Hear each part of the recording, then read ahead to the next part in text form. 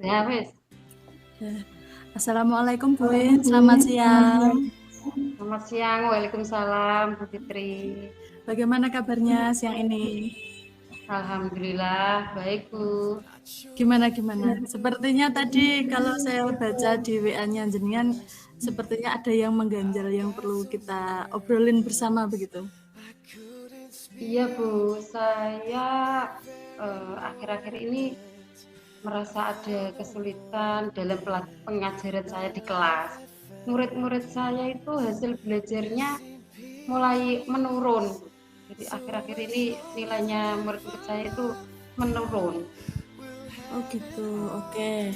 Jadi yang mau kita obrolin siang ini yaitu tentang hasil belajar di kelas Bu Win ya, sepertinya Ya, menurun begitu ya Bu Win ya? iya Bu, yang bisa mencapai nilai di atas KKM itu hanya 5 anak dari 18 anak yang saya ajar. Oke Bu Win.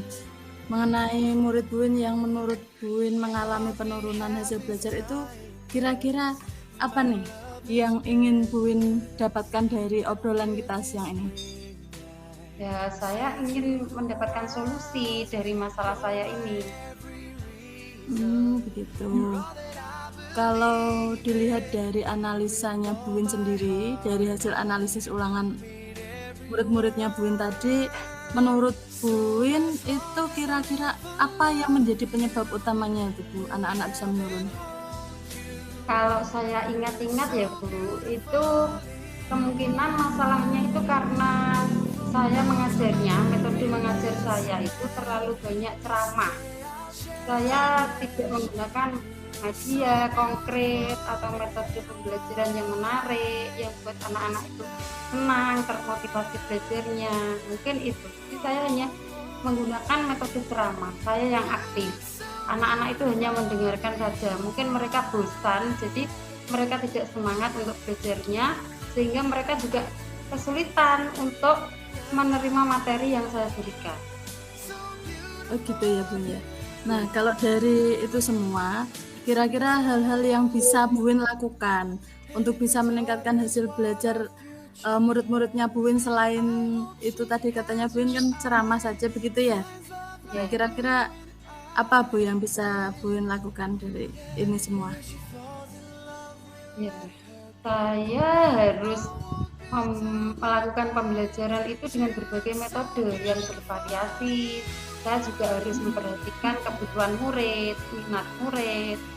Jadi ketika anak itu yang sukanya atau minat belajarnya itu dari audio, ada yang visual, ada audio visual, kinestetik. Nah itu harus saya perhatikan. Saya bisa menggunakan selain ceramah, saya bisa menggunakan gambar, video, atau juga dengan menambahkan metode diskusi. Jadi anak-anak biar lebih aktif. Mungkin itu. Iya, baik Bu. Menyoal tentang pembelajaran tadi yang menurut Bu Win itu kan bisa apa ya? Kalau ceramah itu kurang menarik. Nah, kira-kira nih kalau dari pengamatan atau sudut pandangnya Bu Win itu bagaimana sih idealnya pembelajaran itu yang bisa menarik, yang dapat memotivasi murid-muridnya Bu Win itu idealnya yang seperti apa? Ya idealnya ya yang sesuai minat dan profil siswa tadi. Kalau anak yang sukanya atau pahamnya itu dengan audio itu bisa saya dengan ceramah. Namun anak yang pemahamannya atau profilnya itu suka visual, melihat, itu bisa dengan gambar-gambar, poster. Kalau anak yang kinestetik yang banyak banyak tingkah, banyak aktivitas, nah itu bisa langsung action, mungkin dengan diberikan tugas-tugas yang mengajak mereka itu untuk melakukan sesuatu, mungkin seperti itu ya Bu. Oke, jadi idealnya menurut Bu Win pembelajaran yang menarik dan motivasi siswa itu kurang lebih seperti yang Bu Win sampaikan tadi ya? Ya. Oke. Nah, kalau kita bilang idealnya pembelajaran yang menarik dan memotivasi belajar itu sehingga meningkatkan hasil belajar anak itu seperti yang Bu Win ceritakan itu, kalau menurut Bu Win nih, Bu Win sekarang kira-kira ada di level berapa untuk mewujudkannya itu? Kalau saya mungkin masih di level antara 6 sampai 7 itu ya Bu ya. Antara 6 sampai 7. Ya. Masih kurang Iya, dari iya. 7, lebih dari 6 lah. Oke. Jadi menurut Buin masih ada di level 6 sampai 7. Nah, Buin ini inginnya itu ada di level yang keberapa? Dari rentang 1 sampai 10 gitu. Ya, kalau 10 itu mungkin terlalu sempurna ya Bu ya. Ya, mungkin di level 9 itu insya Allah sudah bagus. Oke. Kalau Buin untuk mencapai nilai 9 dari 6 atau 7 ke 9 itu kan berarti ada peningkatan. Nah, kira-kira apa saja yang bisa membuat murid-murid Buin itu menjadi lebih termotivasi lagi ke depannya dalam kegiatan pembelajarannya? Ya, seperti tadi yang saya ceritakan ke Fitri, dengan menggunakan media yang bervariasi, mungkin saya juga bisa menambahkan dengan metode-metode yang lain seperti PBL atau problem based learning itu. Anak-anak diberikan masalah sendiri, nanti bisa dikerjakan secara kelompok. Jadi di situ anak-anak bisa belajar memahami materi itu dengan ya, tutor sebaya itu loh Bu. Kalau dengan temannya sendiri, anak-anak mungkin lebih bisa memahami. Jadi nanti di dalam kelompok itu, anak-anak bisa bekerja sama untuk memecahkan masalah yang guru berikan. Nah, mungkin dengan cara itu, anak-anak akan lebih antusias, lebih aktif, lebih termotivasi belajarnya, yang akhirnya mereka bisa memahami materi yang saya berikan, sehingga ketika evaluasi, ketika ada ulangan atau formatif itu, anak-anak bisa menjawab dengan nilai yang bagus atau di atas KKM. Wah, ide yang sangat cemerlang Buin. Saya sangat setuju sekali dengan pendapatnya Buin. Bagaimana Buin bisa meningkatkan hasil prestasi belajar anak-anak di kelasnya Buin. Nah, kalau begitu kesimpulannya nih Buin, bagaimana kesimpulannya menurunnya hasil belajar murid-muridnya Buin itu penyebabnya apa Buin tadi yang Buin sebutkan tadi? Ya, karena saya yang mengajarnya terlalu banyak yang metode ceramah, kurang bervariasi tadi Bu. Jadi kurang mengaktifkan siswa, kurang memenuhi kebutuhan siswa. Oh, iya. Oh gitu. Kalau boleh tahu ini Buin, selain metode ceramah, metode apa saja yang pernah Buin terapkan saat pembelajaran? Selain metode ceramah ya? Iya, iya. Sebetulnya saya sudah pernah melakukan yang metode PBL itu Bu, tapi mungkin belum maksimal dan hanya sesekali saja. Itu kan anak-anak sudah saya berikan masalah, kemudian didiskusikan, kemudian anak-anak bisa memecahkan masalah-masalah itu dengan cara berdiskusi. Tapi itu mungkin saya yang kurang maksimal dalam menerapkan metode PBL tersebut. Berarti dari analisisnya yang Buin lakukan, dari evaluasi pembelajaran yang dilakukan itu menggunakan PBL itu hasilnya kurang maksimal. Ya, Buin seperti itu? Bukan, kalau Bagaimana? hasilnya sebetulnya sudah ada peningkatan. Cuma saya yang kurang maksimal karena saya tidak menggunakannya lagi seperti itu. Oh begitu. Ya, mungkin Buin bisa menerapkan lagi kira-kira metode-metode apa yang bisa diterapkan di kelas mungkin yang sekiranya bisa menarik minat murid-muridnya Buin sehingga hasil belajarnya nanti bisa meningkat. Paling tidak dari yang Buin tadi di level 6 atau 7 ke level 9 begitu. Nah, kalau menurut Buin bagaimana Buin? Apa kesimpulannya ini obrolan siang kita ini? Sudah ada titik terang belum dari apa yang Buin rasakan tadi? Ya, alhamdulillah dari obrolan ini saya sudah mendapatkan pencerahan di langkah atau apa yang harus saya lakukan untuk memperbaiki pembelajaran saya. Insya Allah saya sudah ada gambaran Bu Fitri. Alhamdulillah. Lebih plong ya Bu ya, lebih lega ya. Ya, alhamdulillah. Nah, kalau sudah lebih kita sudah tahu masalahnya, sudah tahu bagaimana cara memperbaikinya. Nah, kira-kira nih Bu Win, bagaimana Bu Win akan melakukan action plan-nya nih ke anak-anak? Kira-kira mana yang akan Bu Win dahulukan atau Bu Win prioritaskan? Ya, saya akan membuat rencana pembelajaran yang isi langkah-langkah kegiatan saya itu menggunakan metode-metode belajar yang bervariasi tadi. Jadi ya akan merencanakan metode pembelajaran yang variatif tadi itu, yang sesuai dengan kebutuhan murid, yang membuat anak-anak itu senang, nyaman dalam belajarnya sehingga mereka bisa menerima materi yang saya ajarkan dengan baik. Berarti yang akan diprioritaskan seperti itu tadi ya, Bun ya. Nah, ya, Bu. Planningnya kapan nih, Bun? Actionnya nih. Kalau tadi kan apa planningnya. Nah, sekarang kira-kira actionnya kapan ini, Bun akan mempraktekannya ini? Ya, secepatnya, Bu. Karena ini sudah hari Jumat, besok Sabtu itu jamnya olahraga ya Bu ya, kelas 6. Ya, insya Allah mulai Senin sudah akan saya actionkan di kelas saya. Mulai minggu depan Bu ya berarti ya? Ya. Oke. Luar biasa sekali Bu. Nah, dari obrolan kita yang ngalor ngidul tadi, obrol santai siang kita, apa saja yang Bu dapatkan dari obrolan gayeng kita siang ini?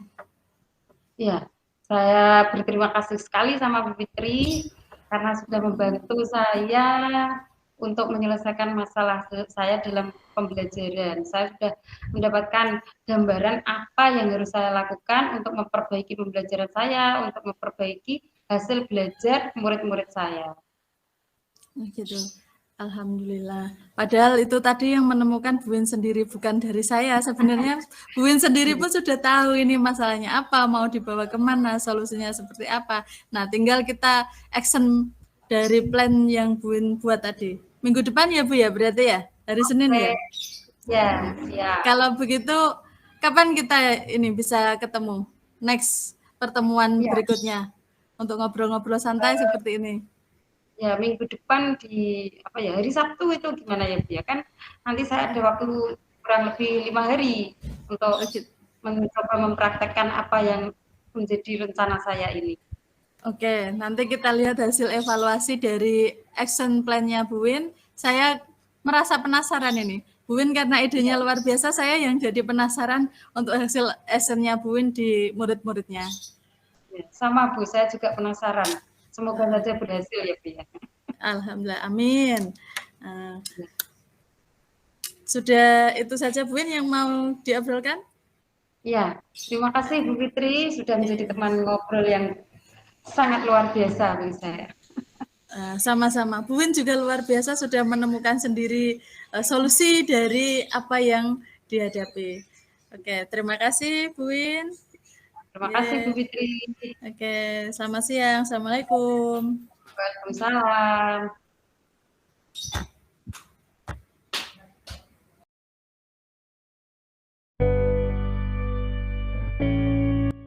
Terima kasih Bu Win. Untuk refleksi saya siang ini tentang apa yang sudah kita lakukan tadi, yang pertama mengenai apa yang sudah berjalan dengan baik. Nah, secara keseluruhan tadi bagi saya hubungan antara coach dengan coach itu sudah berjalan dengan baik. Nah, kita sebagai coach harus bisa menciptakan suasana yang aman, nyaman, tenang sehingga orang yang kita ajak bicara atau coach kita itu bisa rileks dalam menyampaikan seluruh unek-unek, seluruh masalah mungkin yang karena orang mengajak berbicara dengan orang lain itu pasti ada sesuatu yang ada di dirinya yang mungkin jadi sebuah pertanyaan dan dia butuh sebuah titik terang untuk permasalahan yang dihadapi. Nah, tadi yang bisa saya simpulkan itu yang sudah berjalan baik adalah hubungan baik antar coach dan coachee, terus memfokuskannya kita juga sudah fokus, sudah bisa runtut kita dalam membuat dalam kegiatan coaching itu kita sudah runtut begitu, sudah bisa, paling tidak coach sudah bisa menemukan solusi dari apa yang dihadapi. Nah, kalau kita sudah menemukan solusi, berarti tinggal action, kita plan dulu, action baru evaluasi. Nah, dari kegiatan coaching ini diharapkan seorang coach bisa menggali semua potensi yang ada di coach. Jadi permasalahan coach diselesaikan oleh coach sendiri, dan kita hanya pemantik, kasarannya hanya memberikan pertanyaan pemantik begitu. Kemudian apa yang masih perlu diperbaiki atau ditingkatkan? Nah, yang masih perlu diperbaiki atau ditingkatkan adalah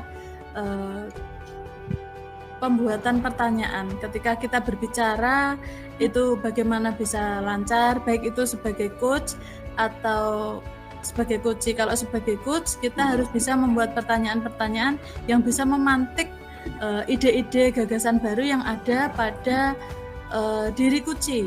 Jadi sebenarnya coach itu punya potensi. Nah, tugas kita sebagai coach, kita harus bisa bagaimana ya menggali. Coachnya itu sebenarnya mampu, tapi dia belum menemukan. Nah, kita menggiring, menuntun bagaimana supaya dia menemukan sendiri. Nah, menemukan sendiri itu bukan ada pada kita, kita hanya memberi pancingan, memberi pemantik, sehingga si kuci dengan kondisi rileks, kondisi nyaman, dia berpikir jernih. Nah, akhirnya bisa menemukan tadi. Nah, kemudian yang kedua adalah kelancaran berbicara. Tanpa kelancaran berbicara, seorang coach itu tidak akan mungkin berhasil dengan baik. Mungkin tingkat keberhasilannya lebih menurun kalau kelancaran berbicaranya sedikit kurang lah begitu. Karena dalam komunikasi dua arah yang aktif begitu, seorang coach bisa memantik si coach. Nah, ketika pembicaraan berlangsung dua arah, maka ketika ada pertanyaan, maka pasti si coach akan menjawab. Nah, tugas kita membuat pertanyaan. Bagaimana pertanyaan-pertanyaan ini menjadi berbobot, pemantik, pemancing dari kompetensi-kompetensi yang sebenarnya dimiliki oleh si coach. Ini kalau menurut saya yang masih perlu diperbaiki dan ditingkatkan. Yang pertama adalah kelancaran berbicara dan pertanyaan-pertanyaan pemantiknya, Ibu Win. Kemudian pertanyaan ketiga, apa yang Bapak Ibu lakukan untuk tetap dalam kondisi present atau kehadiran penuh sebelum dan saat melakukan coaching? Kalau kita berbicara dengan kondisi present atau kehadiran penuh, berarti kita harus dalam posisi yang alfa. Artinya tidak ada beban, tidak ada pikiran, tidak ada yang mengganggu di pikiran kita, atau tidak ada judgement, tidak ada pelabelan. Mungkin kita ada semacam penilaian terhadap coach. Nah, itu pun harus kita hilangkan. Tidak hanya kita lepas pikiran, tapi penilaian kita terhadap si coach itu akan menjadi objektivitas dari apa yang kita lakukan. Kita tidak terpengaruh penilaian entah si coach itu begini. Karena apa? Ketika kita mengajak berbicara seseorang, penilaian kita akan muncul dengan sendirinya. Oh, ternyata si coach ini seperti ini. Nah, pemikiran, pelabelan, judgement seperti itu harus kita hilangkan dari pikiran kita. Pertama, posisi alfa, hilangkan semua beban, pikiran, dan label-label yang muncul yang mungkin terjadi pada saat kita melakukan coaching. Contoh, mungkin ketika saya sedang melakukan coach, ternyata si coach jawabannya seperti ini. Nah, pada umumnya orang ketika mengajak berbicara, ketika yang diajak bicara atau lawan bicaranya berbicaranya mendominasi, maka dengan sendirinya kita akan berpikir si coach ini seperti ini. Nah, itu yang harus kita hilangkan. Nanti ya, jadi tadi yang saya lakukan menghilangkan semua beban, semua pikiran, semua pelabelan, dan sehingga kita mencapai pada posisi alfa. Tidak ada subjektivitas. Jadi kita dalam melakukan kegiatan coaching itu pada posisi alfa, sehingga tidak menilai entah ini si coach latar belakangnya baik buruk itu terserah. Nah, untuk memposisikan di posisi alfa ini kita harus banyak berlatih, begitu. Kemudian yang keempat, apa yang akan Bapak Ibu lakukan untuk memperbaiki atau meningkatkan kemampuan kita tadi? Nah, yang karena ini adalah pembelajaran pertama, yang mungkin kita sering diajak berbicara, ngobrol-ngobrol, memberikan solusi. Tapi kalau coaching ini kan berbeda, Bu Win. Mungkin kalau kita ngobrol, sharing, kita bisa memberi pendapat, saran, masukan. Nah, kalau di coaching ini kan kemampuan kita untuk membuat pertanyaan berbobot, memancing kompetensi dari si coach untuk bisa menemukan solusi dari apa yang dihadapi itu seni yang kita, taste-nya yang coach itu ada di memantik kemampuan si coach. Jadi pertanyaan-pertanyaan pemantik kita itu yang akan menjadi key, menjadi kunci dari kegiatan coaching. Nah, dari kegiatan coaching ini, jadi bukan kita sebagai coach yang memberikan solusi, tapi coach sendiri yang memberikan solusi dari permasalahan yang dihadapi. Yang sering muncul dalam anggapan dalam sebuah kegiatan coaching itu si coach itu menganggap kita sebagai coach itu harus bisa memberi solusi. Padahal ternyata bukan seperti itu. Si coach ini ada harapan kepada si coach. Berarti dia menggantungkan pikirannya. Dia berarti mematikan pikirannya sendiri sudah pesimis. Saya tidak bisa melakukan ini, tidak bisa menyelesaikan ini kalau saya tidak berbicara dengan coach ini. Padahal itu bukan. Nah, tugas kita sebagai coach, bagaimana supaya si coach ini menemukan sendiri dari pertanyaan pemantik-pemantik yang kita buat. Nah, ketika kita sudah menyadari bahwa si coach sudah bisa menemukan solusi dari permasalahannya, maka tugas kita sebagai coach, indikasi keberhasilan kita sebagai coach adalah keberhasilan kita memancing si coach, memancing kompetensi si coach untuk bisa menemukan sendiri solusi yang dihadapi. Jadi dia yang punya masalah, dia yang berpikir, dia yang action, yang membuat plan, membuat action dan menyelesaikan sendiri. Kita hanya sebagai apa ya, pemantik saja lah kalau saya bilang begitu.